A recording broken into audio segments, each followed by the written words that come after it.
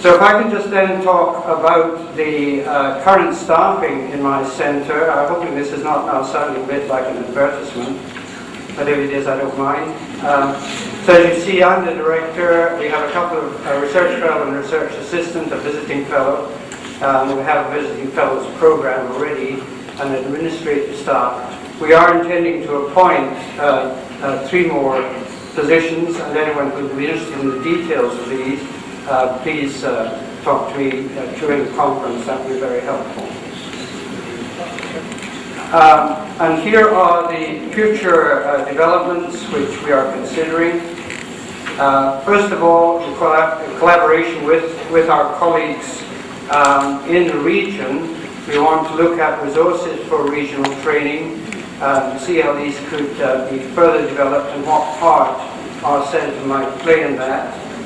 We'll be initiating postgraduate degrees in biomedical ethics, both at master's and doctor's level. These will probably be beginning in the academic year 2008-09. There will be a scholarship scheme in relation to these postgraduate degrees. A visiting fellows scheme where we're keen to have visitors to our centre from the region and also from elsewhere to enhance our program and to increase collaboration. We're developing a specific collaboration with the Hastings Centre in New York, where there will be a visitor scheme in relation to them, and we're also talking to Hastings Centre about other ways in which we might partner developments in our region. And lastly, we want to produce online training materials. Again, quite a lot has been done in this area. We don't want to reinvent the wheel, but we'll be looking at what does exist and what might fill current gaps. So that's really all I have to say. The bell has not even gone once, so maybe I'm going to be saving time for future speakers, and I think justice is all about that, about sharing resources appropriately. I'm happy to stop here, happy to answer any questions that anyone has at the moment, or indeed to have a personal discussion later. Thank you. Thank you, Alistair. Are there any questions? Just please. My name is Ellen Kitson from Australia. It sounds as if you have a very challenging task ahead of you in your 3rd retirement. But I'm just curious, was there any community consultation in terms of identifying a need or providing direction towards the way that your institute's actually shaping up? The Bioethics Advisory Committee that advises the government has already done a fair amount of consultation in relation to the topic areas that are of concern. And so this, to an extent, fed our decisions. Our decisions have been in discussion with them, not directly with the community, but I think your point is a very valid one. Maybe something else I should have said, and that is that although it may come as a surprise to some, I'm not immortal as far as I know. And so I do see my job as capacity building, and from that point of view, making sure that what happens in Singapore is appropriate to the region, and eventually that it's done by people who understand the region, rather than being another Western importation of bioethics. Thank you. Any other questions? Yes, Daniel. Thank you, Professor Campbell.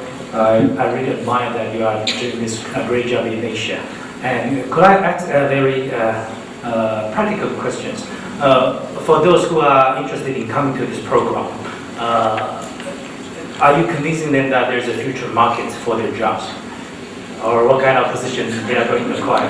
And you can provide them this skill that is made them capable of doing that. Thank you. The 3 positions that we're advertising are tenure-track positions, which means that if you perform as universities believe you ought to, then there will be a secure future for you in the sector. So from that point of view, this is not intended to be just a temporary blip that will not continue. And I do think that continuity is hugely important here, but also appropriateness in terms of what is actually developed in Singapore. Singapore is very well off with resources, as I'm sure many of you know, but how can those resources be used best for the region is a key issue that concerns me. Any other questions? Yes, some last question. Thank you very much. My name is Osam Sakura from Japan. Just one question. Could I ask whether you cover with the non-medical areas? Because I think there are a little bit difference between medical areas, more PhD studies or sciences. So which is more target, or are they both?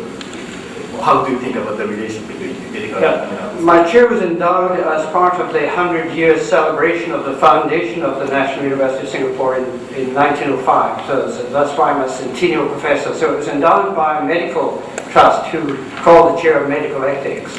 I've sought to broaden that. While clearly my first responsibility is within medicine, I see my area as certainly at least biomedical ethics, if not bioethics. And I think that the issues to do with science, the kind of issues that are encompassed by the broader term bioethics, are certainly relevant to my centre.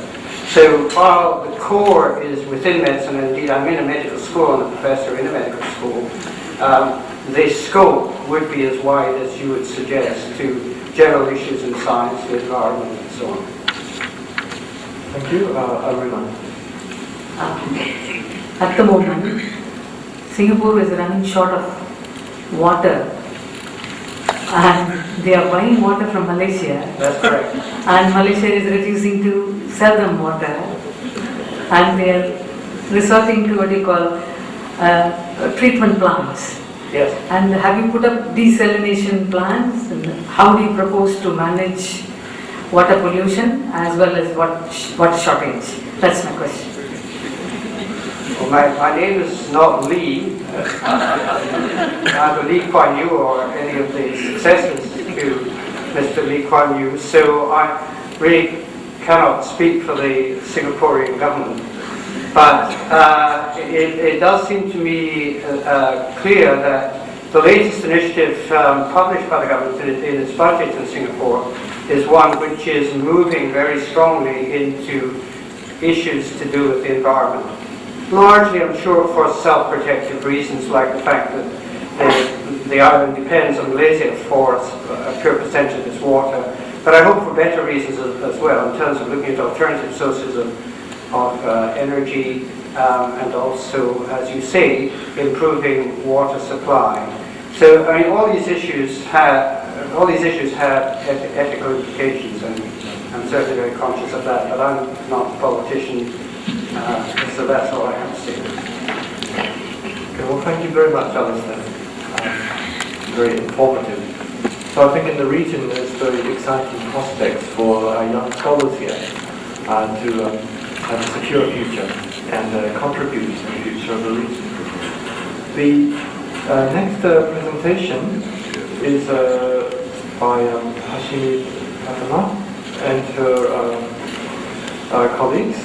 So I'll just prepare that, and I'd like to also ask the next presenter to please come up as well. We are ready to go.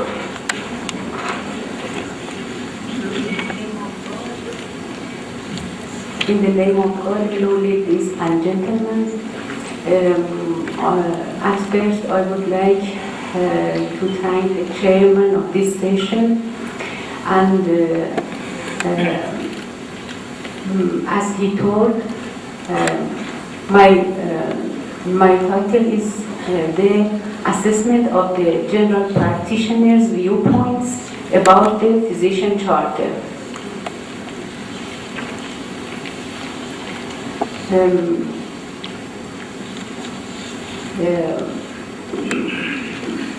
My co-worker in this study was Dr.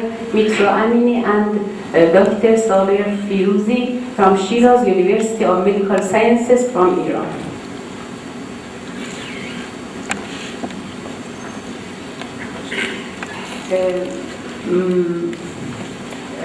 I would like at first speak a little about the Physician Charter. As you know, the Physician Charter is the product of several years of work by leaders in the American Board of Internal Medicine, the American College of Physicians, and American Society of Internal Medicine, and the European Federation of Internal Medicine. The charter consists of three parts. One part is a brief introduction. The second part is three major principles of the physicians, and the last one contains of 10 commitments of the physicians.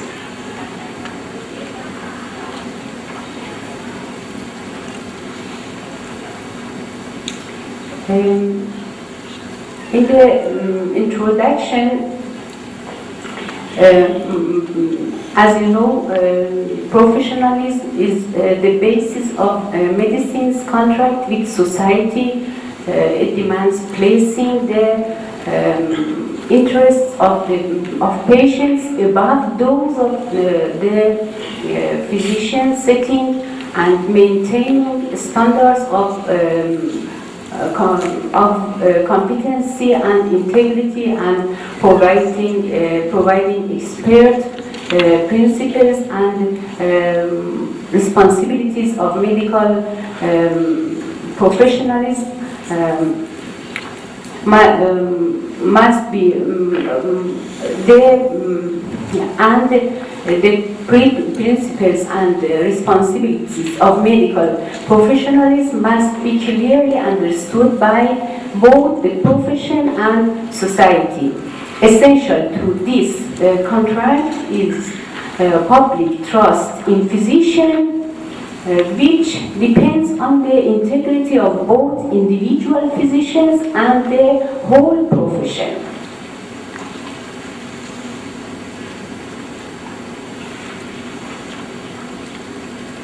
The first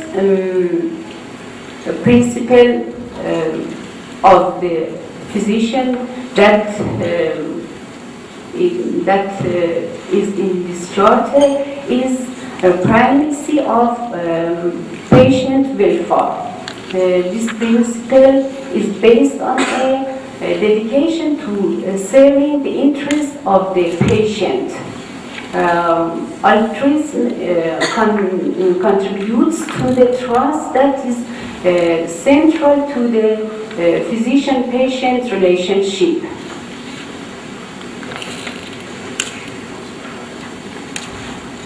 The second principle is patient autonomy. That, as you know, physicians must have respect for patient autonomy. Physicians must be honest with their patients and empower them to make informed decisions about their treatment.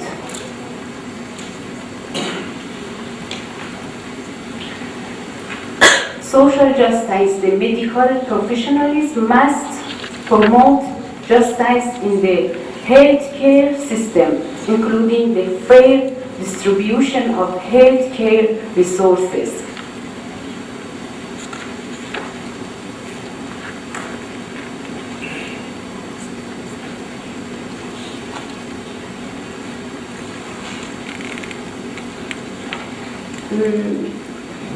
The third part of the charter consists of a set of professional responsibilities of the physicians. The first responsibility is commitment to professional competency.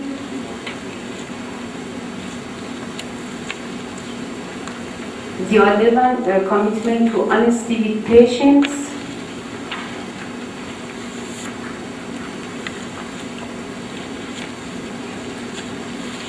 Commitment to patient confidentiality is another one. Commitment to maintaining appropriate relationships with the patients is the other one.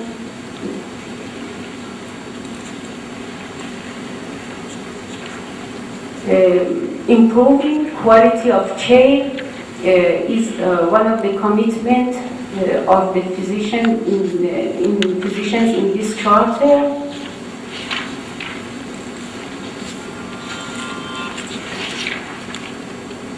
Commitment to improving access to care.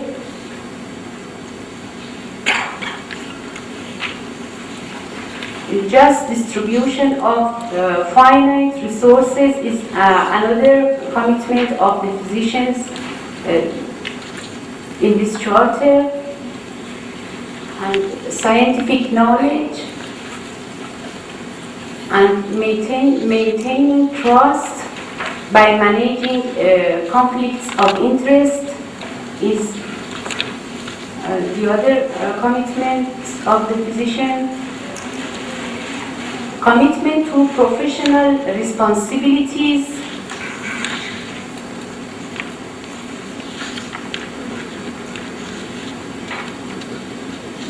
Is the last commitment of the physicians in this charter.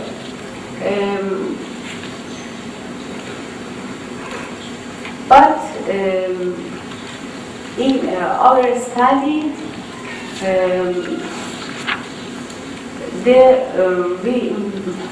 I can tell about our study, the practice of medicine in the modern era is beset with unprecedented challenges in all cultures and societies. So physicians today are experiencing frustration as changes in the healthcare delivery systems in all industrialized countries threaten the very nature and values of medical professionalism.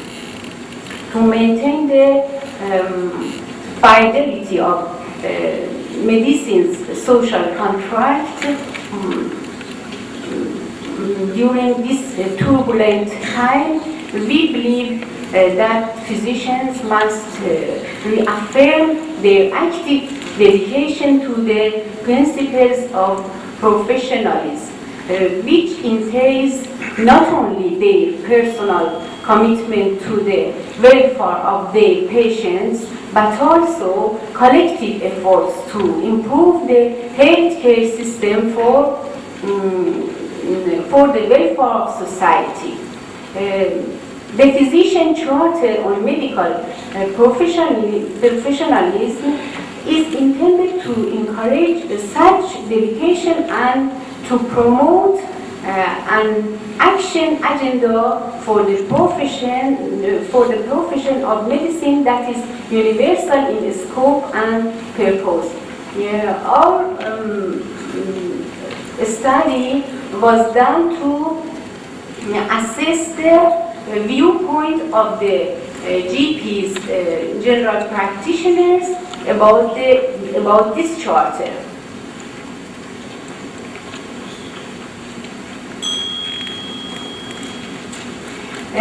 Based on the 10 commitments in the Physician Charter, a two-part questionnaire was prepared.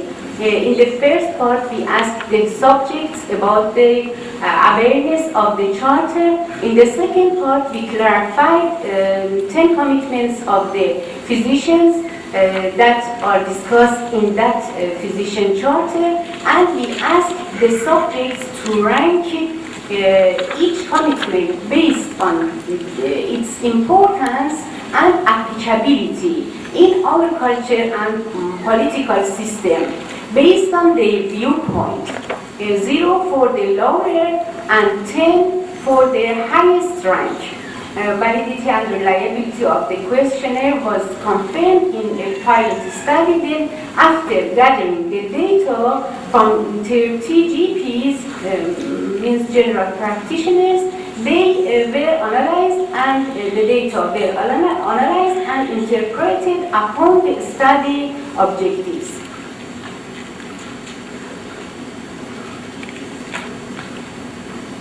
The findings of our study revealed that 100% of the subjects had no any information about the physician charter. The results of the subjects' viewpoints and ranking of the 10 commitments of the physicians based on their importance and applicability in our culture and political system are shown in this table. First column in this table, first column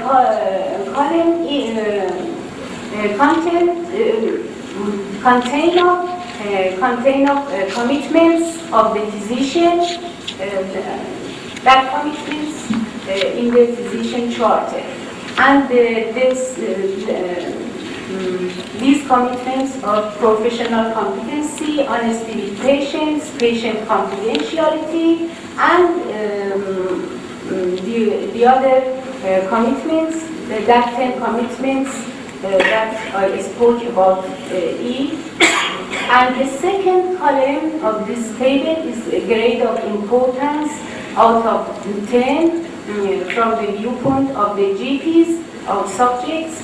And the third column contains a grade of applicability of that commitments or access to that commitments from the viewpoints of the our subjects or the GPs in our culture.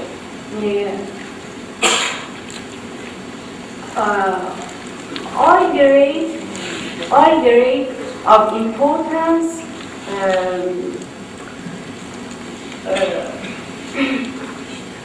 of the commitments are above 8.5, 8.85, and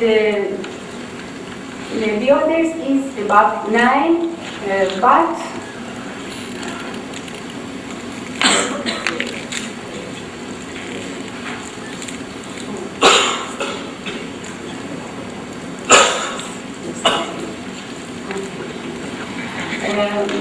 grade of applicability from the applicability of that commitments in our culture from the viewpoint of our subjects was less equal 4.85 or less than it.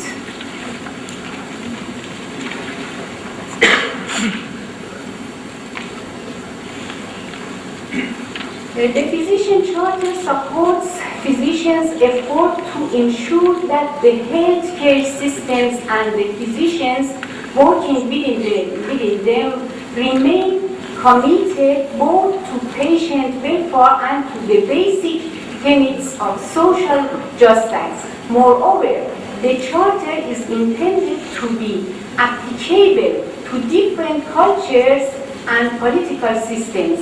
Our subjects also believed in all 10 commitments.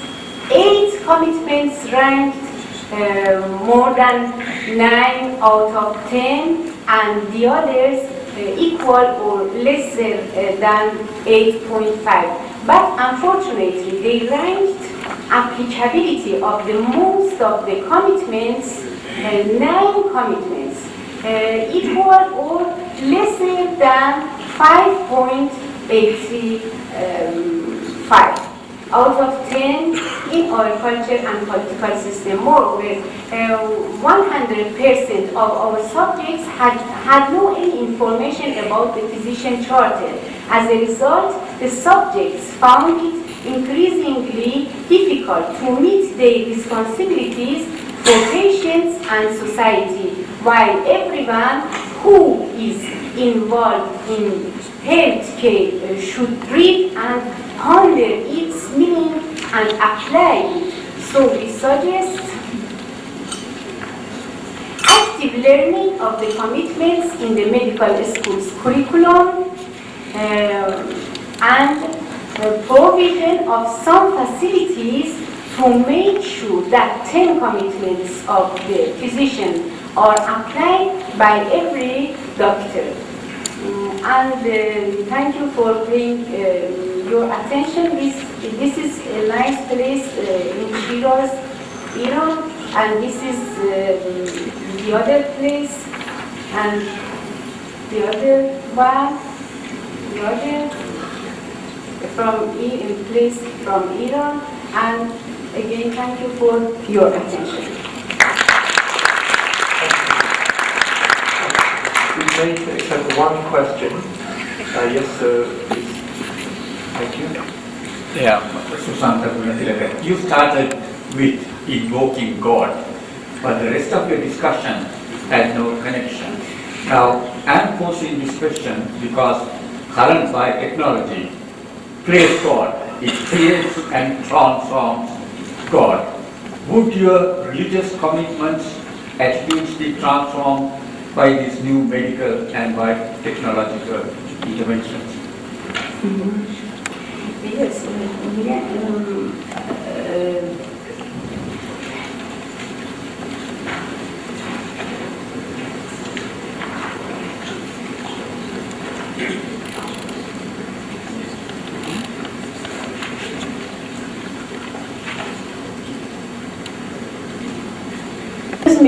thank you for your comment. It's only our custom.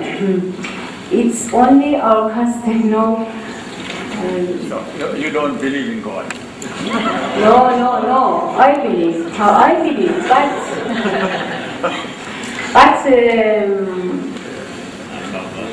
But may no relation with this subject from viewpoint of view. no, many people Okay. are praying God. You know, the biotechnology. Okay. This is my custom. Excuse me. Thank you. Thank you very much. I think that the paper presents a clear illustration of the gap between policy, research, and practice. So you have a lot of work to do. Thank you very much.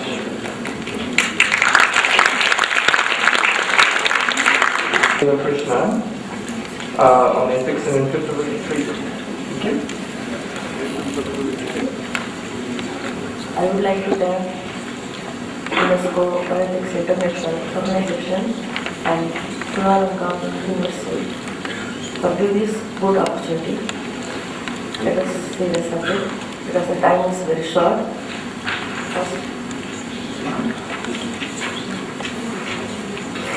This is the overview of my presentation. I want to talk about the advantages and disadvantages of both systems, Indian medicine, Mexico and allopathic, and the ethical issues that come out of yours.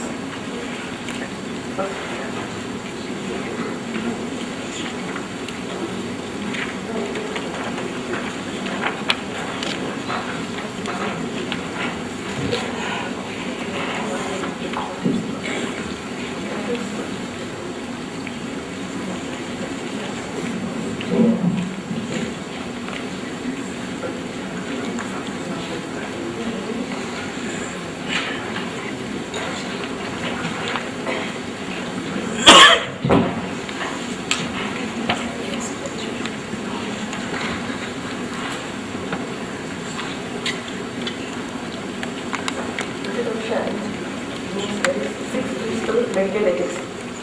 All are well known about this.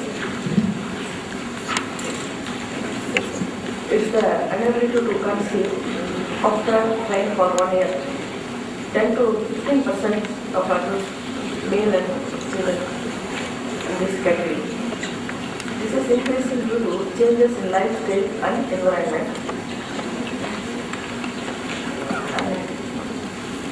In this slide, you can see how big the problem is.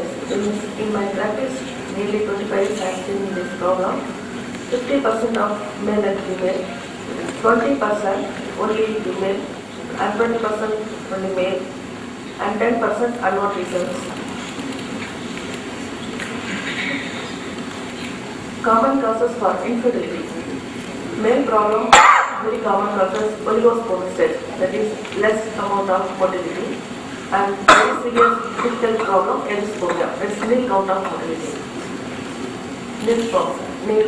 Next, female problem. Anti-ovulation is the most common problem. Same time, fallopian tube block most difficult to treat without and some other problems are there, male problem, breast loss, varicose, hormonal deficiency, genetic disorders, and anovulation, fallopian tube block, endometriosis, hormonal imbalance, anatomical abnormalities, and physical disorders. Treatment options.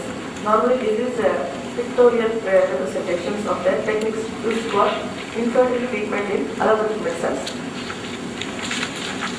No, this is I have to mention this.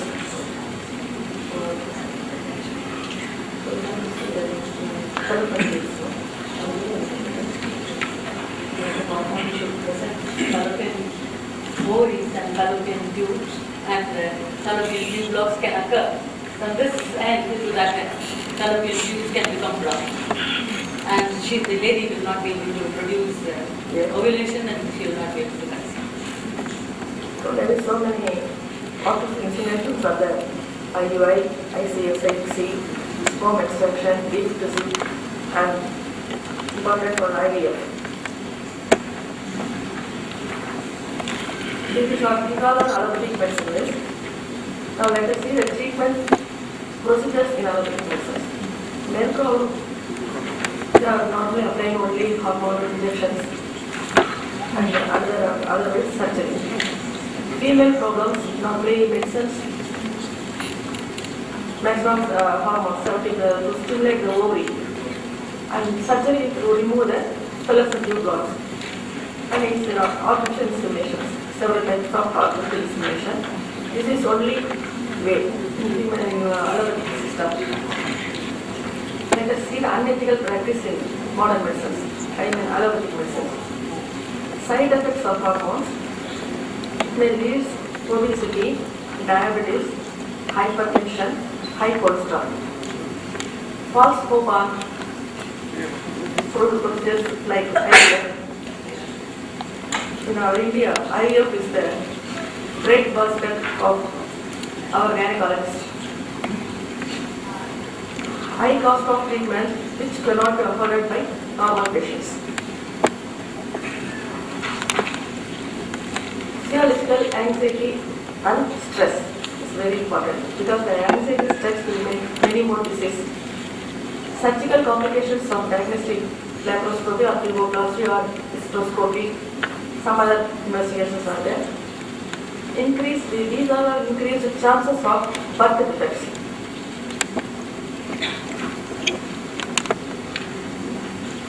And we are going to the donor inseminations. Donor insemination leads to emotional problem in both father and child. Legal issues and property rights disputes, medical problems, transmission of diseases, and ethical issues of surrogacy. There are a lot of unethical issues, legal issues involved in surrogacy. Emotional issues, the emotional problems are also there.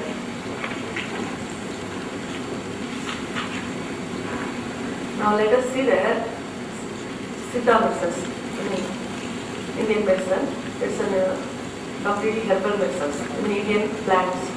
I have been a Siddha practitioner nearly 25 years. And I shall explain shortly what is followed.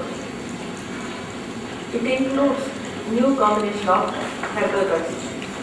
It aims at improving overall life lifestyle. Siddha system is based on Tridosha, that's called Vada, Pitta, Kapha. This is the father of modern endocrinology. We strongly advocate changes in lifestyle, personal habits, and then medicines to obtain maximum result. Mainly dietary changes, eating in clay vessels, banana leaves, very important. High fiber, low cholesterol diet. Avoid preservative foods.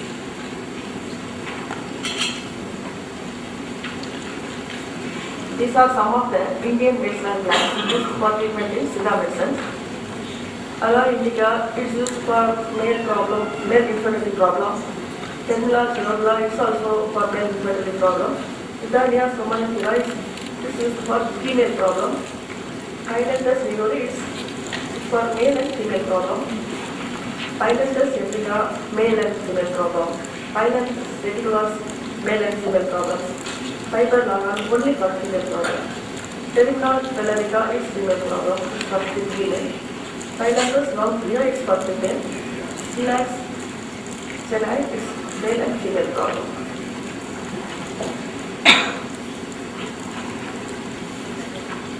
Now let us also see the drawback of Siddha systems. The major problems are lack of documented scientific evidence. To overcome this, I have started to document clearly. Lack of randomized trials. I have started attempts of this and I would like to happy to collaborate with others. The formula for medicines, which I prepare for the treatment of my patients of specialized in some special disease. Other issues are normally non-duration of treatment. And also see some doctors who follow the unethical practice and give false hopes. This has to be overcome in the future.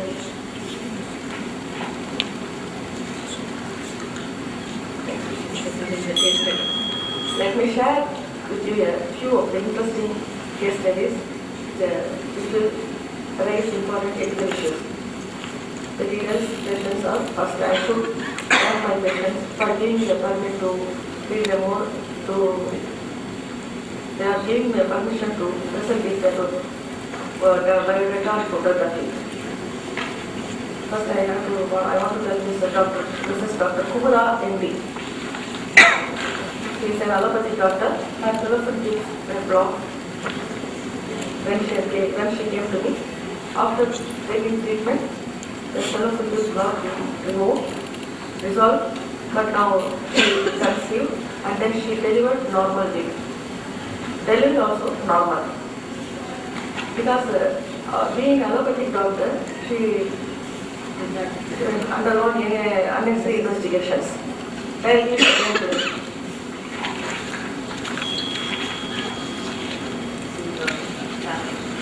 This is her family, Dr. Kumala and her husband. And Mr. Franklin Samuel, another important place is from this mill. This is the result. After taking treatment, this count increased nearly 70%. After 1 year, she conceived. This case but before that, they did unnecessary investigations like testicular biopsy, hormonal therapy, steroid administration. For her, there is no problem for her. But she did hormonal therapy, diagnostic lab process. Next case is to Mr. Singar and Mrs. Kalivani. They came from Christian Medical College, Delhi. The advice only way IVF or adoption. So she came to me. After nearly 18 months treatment, she conceived. Then I sent her back to Delhi CMC, Christian Medical College Hospital. There she delivered female baby, normal delivery. And another, this is very important case history because husband count was nil. Wife, she got both fellow blocked. Both husband and wife has major problem. So this is the long duration time, nearly 3 to 4 years. After 4 years, 3rd year, she developed her normal. He developed her normal count, and for same time, within 6 months gap, 3.5 years, her development becomes very clear. So for the 3rd year, 4th year, starting she conceived 2005 times February she conceived. So final issues faced with the case, critical issues mainly. Both husband and wife were given unnecessary treatment and has procedures. And sometimes it may give some unnecessary troubles when she conceives. Because the excess of hormones is disturbing the body systems. Already in their body they are having normal hormonal therapy, but artificial hormones disturbing the normal health system.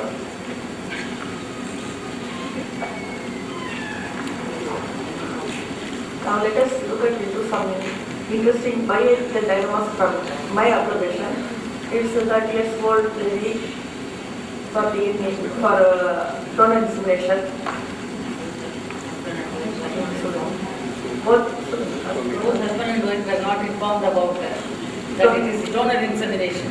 They were under the impression that it was their husband's sperm and it was artificial insemination done. But when both came to the fact that it was donor insemination, both were shocked. After 1 year, the DNA report revealed that the child was not theirs, and they started losing affection for the child. But the mother delivered 2 babies. She is a dilemma. A regular case next, the first child was through donor insemination, received Sidra treatment for oligospermia, second child was born. Now father disliked the first child. So mother is a dilemma. The case or okay. This case, no, okay. Okay. Long relationship, how it is.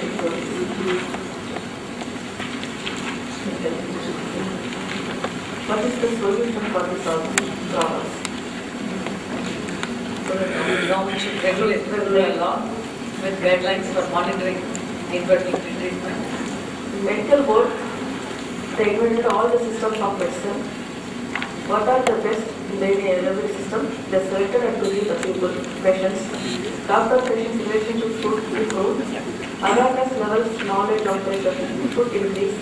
Doctors should have high values and should not advertise for cheap level and for patients. They are not advertising. It's not a medical ethics. Oh, so what can be done? There are good and bad. In both systems of medicine. Choose the best of both systems for the benefit of patients. This can avoid ethical dilemmas a lot. Thank you for your patience. Thank you. Thank you. We have time for one question. Yes, please. Back here. Please come to the microphone. Thank you.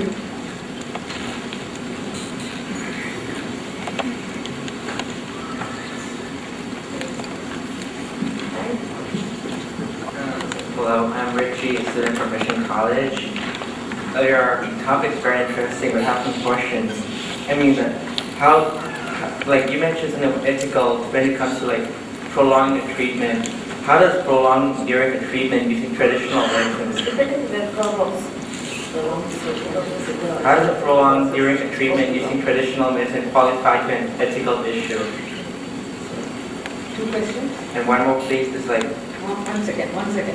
Let us answer one question. There is prolonged treatment even in the Siddha system, that it is likely to affect the health of the patient. That is the answer. Now your second question, please. I mean, when you treat someone, what does that have to do with ethics then? You said it's prolonged treatment, which is ethical, but you mean that if you just treat someone, it's not that's also ethical. Just a short treatment, what does it have to do with prolonged treatment? It's not fever like 104 temperature, we have to reduce to 99 like that. It's an infertility problem. We have to improve the motility, and we have to slow motility, and we have to completely remove the tubal blockage and any other fibroid uterus and ovulation time. It will take time. Not only my system, all other any other systems also it will take time. Alright, thank you. One more question is that you see some plants mentioned there, was it like a chemical component in these plants that treats the infertility? If it's, why doesn't that component be extracted to make medicines then, instead of using different plants to treat infertility? And like, yeah, that's the question. No, because this is purely 75% hydroxyl vessel glass, but you are preserving no chemical, there is no chemical. There is no chemical used, only herbals, Indian vessel glass. But sometimes to preserve the vessel, no? Sometimes little bit they are adding some chemicals for preservation only, not preparing. I'm afraid we have to stop the questions. There's a few more questions, I think, a month for you. Thank you very much for the presentation. I think, given that, I think a WHO report that 80% of the world's people use non-Western medicine as one of their primary sources of medical treatment. I think it's very important to explore the ethical issues of use of such all forms of medical treatment. I think Matthew is stuck in traffic still, so I ask Liru Peng to present her paper on the use of animal organs. Thank you. Everyone, and I'm Peng Lei from Central China University of Science and Technology. We have a center for bioethics. Our university is located in Wuhan, beside the very famous Yangtze River. And I know I'm the last obstacle for everyone present here to have a lunch, so I'll try my best to make my presentation as short and clear as possible. And the topic of my presentation is ethical issues in the use of animals in xenotransplantation. And I want to give some background information about xenotransplantation research at first, and then explore the line of argument in Western context.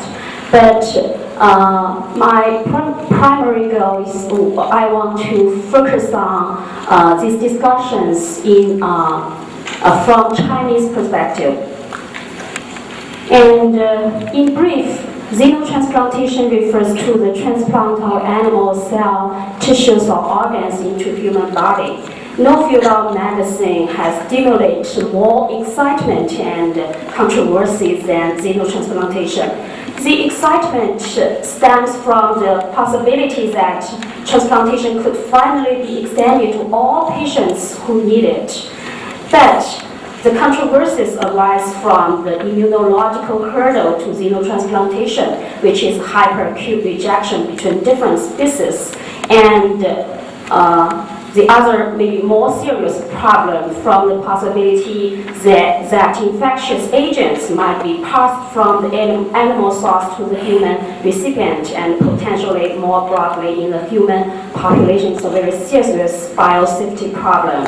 And in China, researchers have been performing xenotransplantation research projects on animal models, and also clinical research of xenotransplant cell of tissues producing therapeutic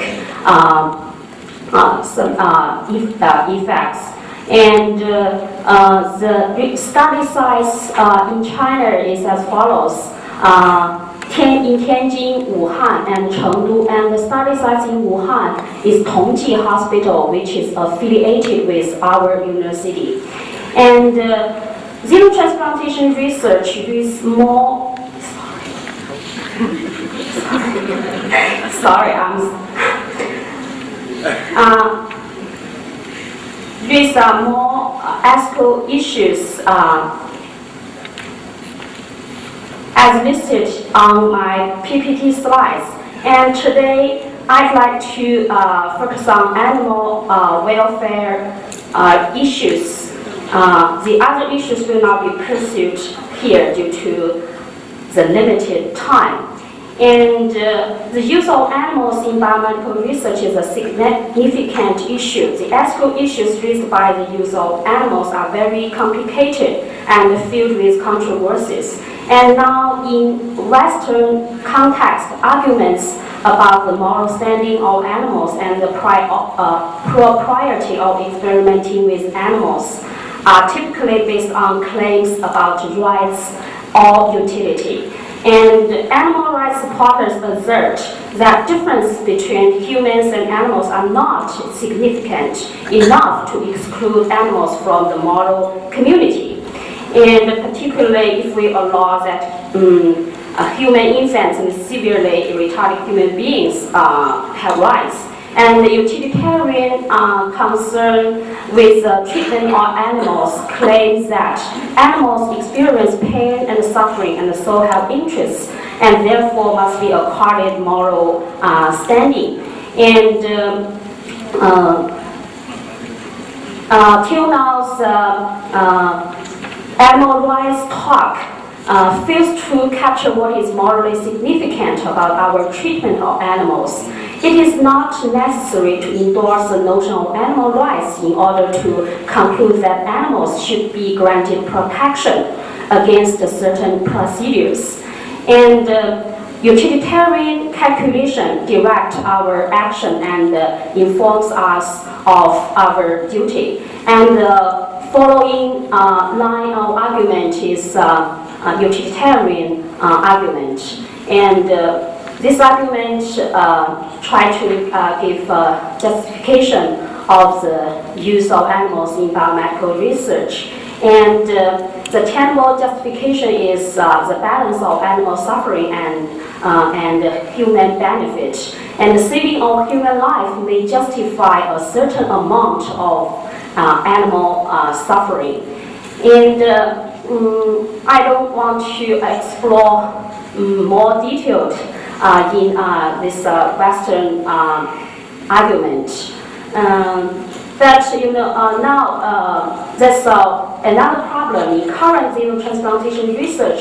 Animal suffering and sacrifice can't warrant human benefit, even do more harm, because scientists are not really sure the probability of cross-species infection. So when in current situation, when animal suffering is severe but human benefit is obscure or uncertain, it is not morally acceptable to rush into immature clinical trials.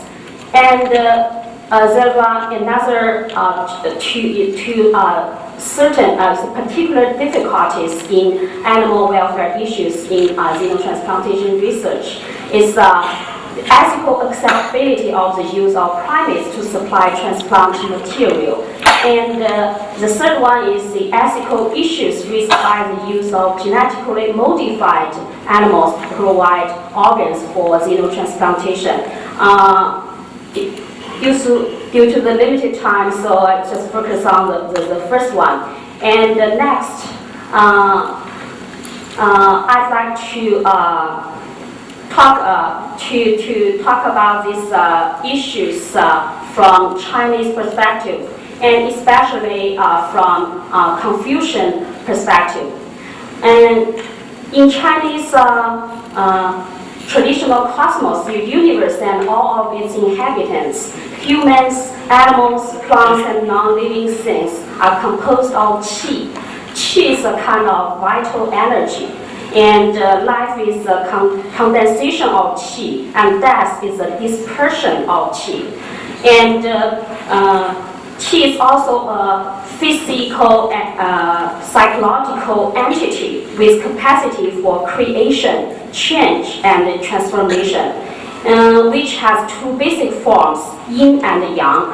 And the Tao of heaven and earth, the law of all things, the cause of change and the basis of life and death. Yin and yang plays a very important role. And also yin and yang have their own name but no shape.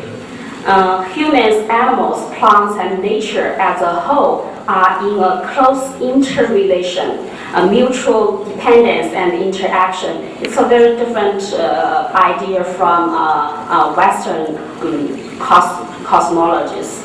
The well-being of these inhabitants and of nature as a whole is dependent upon the equilibrium between yin and yang. So it's a kind of a holistic view of nature.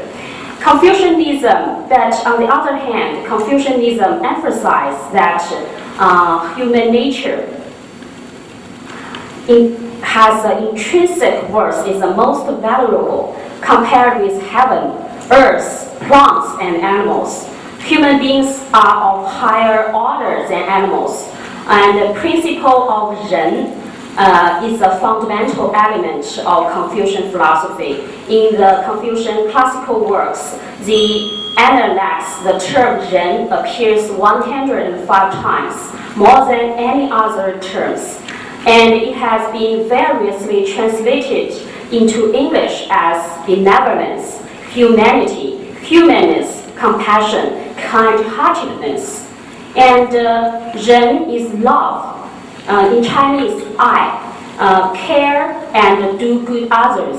And Ren is an emotion as well as moral duty and also a virtue. Everybody has a feeling of commiseration, has a heart that cannot bear others' suffering. There come duties to others. But the method of practicing Ren is from near to far and is analog in Confucius. The saying goes, seeing the other the same as oneself and greeting each other to express care. 己欲利而利人，己欲达人 in Chinese. And the from near to far is to extend your love at different level, from parents, siblings to other relatives, friends, co-workers, neighbors, patients, students, etc. From present generation to future generation, from human beings to other animals, plants and ecosystem, or nature as a whole. But Ren and I is a different conception. Love for people is Ren, love for animals is I. Ren is different from I.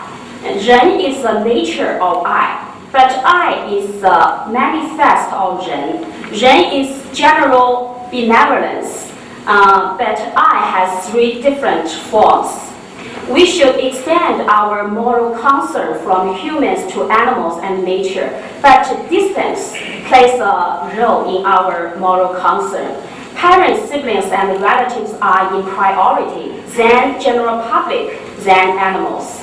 Love for animals is a kind of compassion, but not our moral duty. It's a kind of, in Confucianism, a virtue of human community. It's a kind of moral enhancement, although it is the practicing of Ren is from near to far. But most important is a moral enhancement for virtuous person, and it's crucial for us to be a virtuous person, to extend your love, from near to far. And the process of moral cultivation is throughout our whole life. And as we know, the underpinnings and the primary goal of Confucian philosophy is to become virtuous person. So this kind of different forms of I plays a very important role in our traditional culture. Yeah, I think maybe time is up. I hope I'm a timekeeper. Yes, you are. Thank you very much. There are several questions now. I'd like to invite questions from the floor. Please, Osama, please, and Alan, please come to the microphone. Yeah, Osama first. Okay. Thank you very much for your interesting presentation. I'm wondering if you either have a personal view or perhaps can suggest whether part of a difficulty with xenotransplantation is that by having an animal part incorporated into human, then they lose their higher order placing because now they are neither animal or human. Yeah. I mentioned there are many ethical problems raised by xenotransplantation research. Because today's the time is limited, so I just focus on one of the animal welfare issues.